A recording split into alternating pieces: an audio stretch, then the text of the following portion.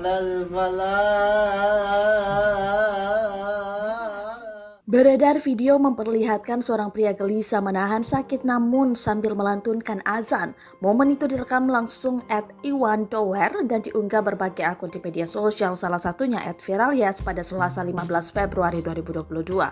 Terlihat dalam video, pria tersebut terbaring dibantu dengan berbagai alat medis yang dipasang pada tubuhnya. Hidungnya juga diberikan bantuan pernafasan dengan selang oksigen.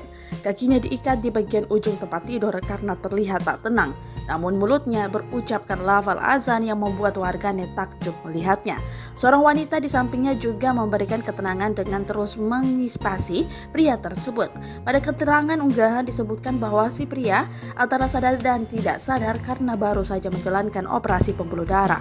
Tak disebutkan penyakit yang diderita pria tersebut, namun para warganet turut mendoakan kesembuhannya.